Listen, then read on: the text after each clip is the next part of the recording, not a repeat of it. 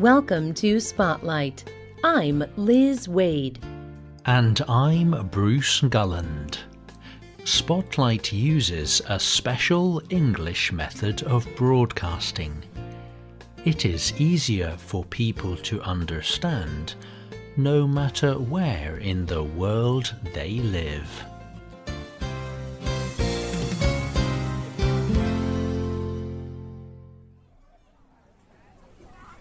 The children laugh and shout loudly.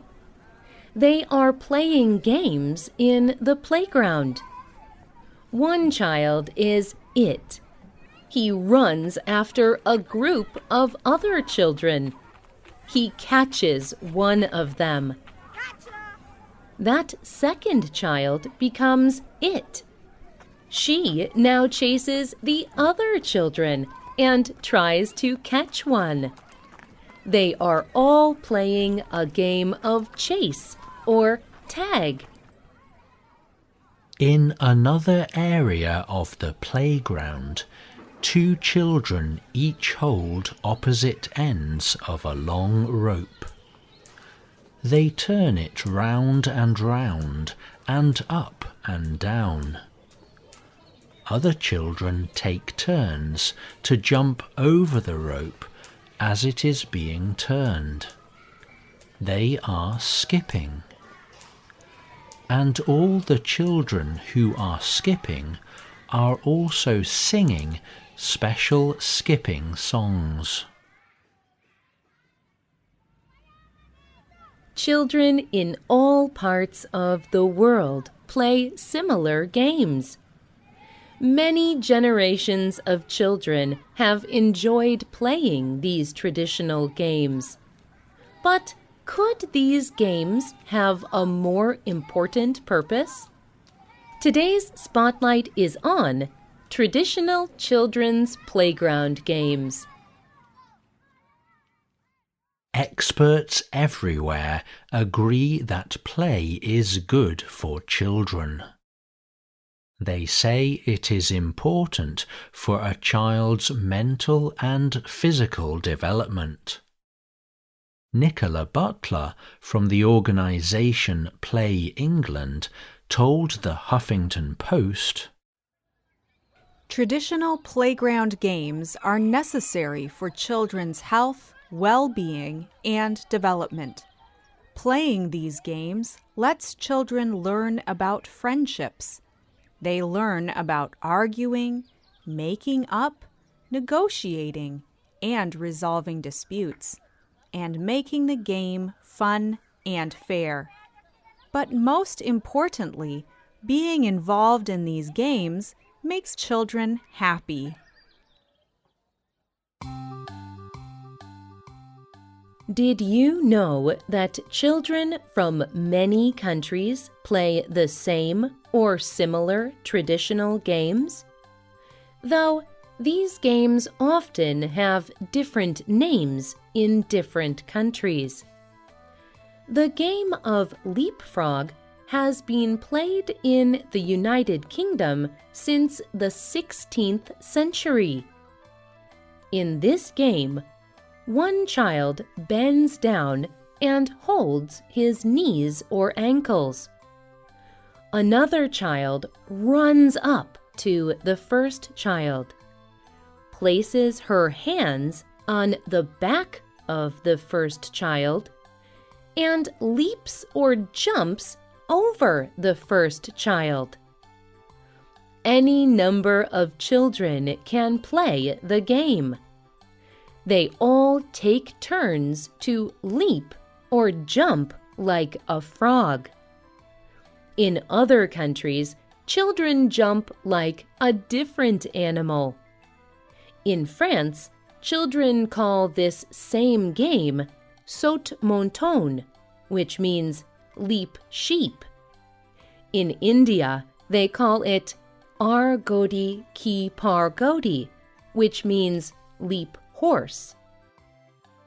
Another game children play all over the world is hopscotch. In Albania, they call the game vara. In Germany, it is Hinspiel.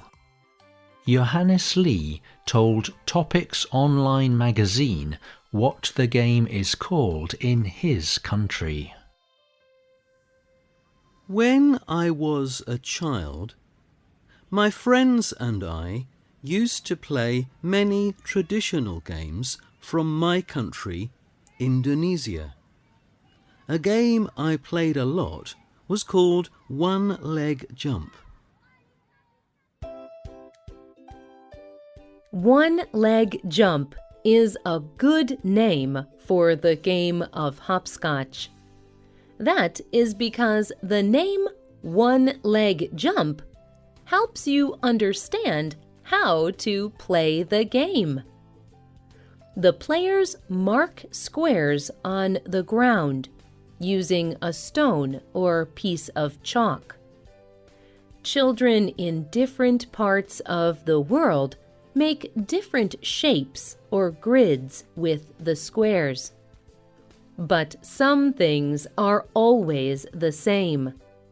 The children all hop or jump on one leg from square to square, and they must not put a foot on any line. Very often, children play the game using a stone. They throw the stone onto square 1 and take their turn hopping on the whole grid. They hop to the last square. Then they turn round and hop back. On their next turn, they will throw their stone onto square 2. And on their next turn, they throw onto square 3, and so on. If the stone does not land in the correct square, the child must lose a turn. Maria Lopez from Colombia told Topics how she enjoyed playing hopscotch when she was a child.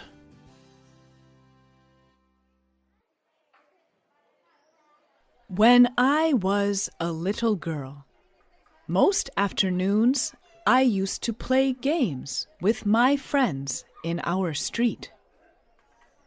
Rayuela, as hopscotch is called in Spanish, was my favorite game. It is nice to remember playing games like Rayuela, because it shows me that I had a happy time as a child, surrounded by special people who always loved me.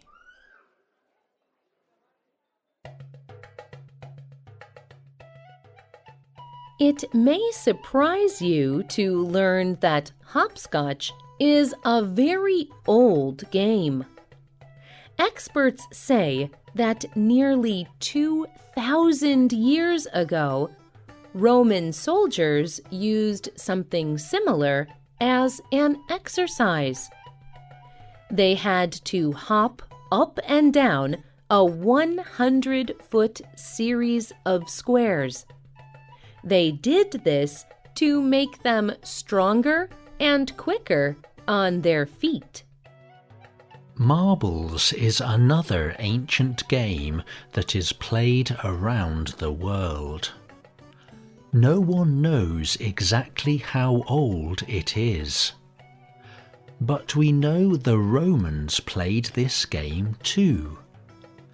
You can see children playing marbles on ancient Roman wall paintings.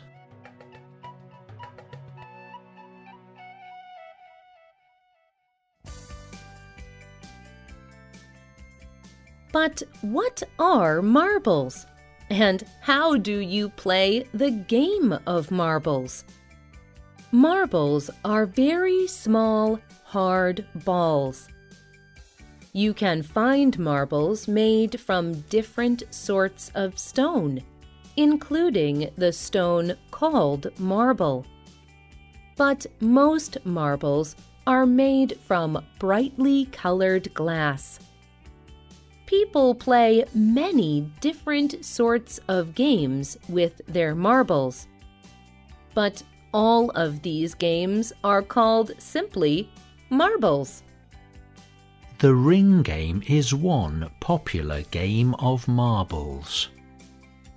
A child uses a stone or chalk to make a circle or ring on the ground. Those playing the game put a few of their marbles into the ring. Each child rolls or shoots another marble to try to push one of the marbles out of the ring. If a player manages to do this, he keeps that marble. Hakan Tuncer from Turkey played marbles as a child. But he used a triangle shape, not a circle. He told Topics how he and his friends would compete for marbles.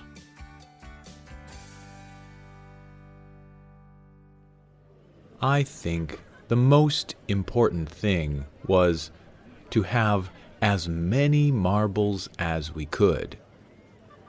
We competed to win the most marbles.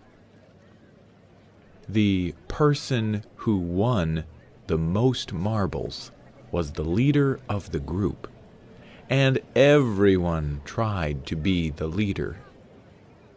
Now, I understand that this small competition was our first experience with power and leadership.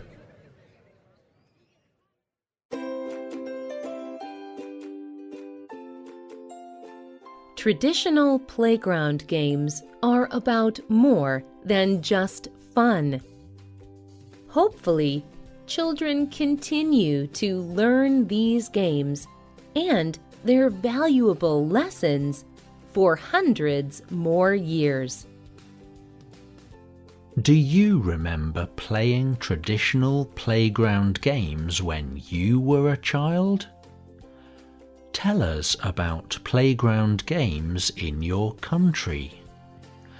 You can leave a comment on our website or email us at radio@radioenglish.net.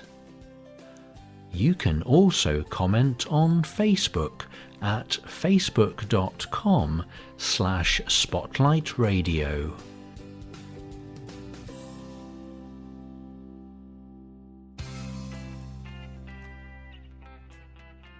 The writer of this program was Katie Blake. The producer was Michio Ozaki.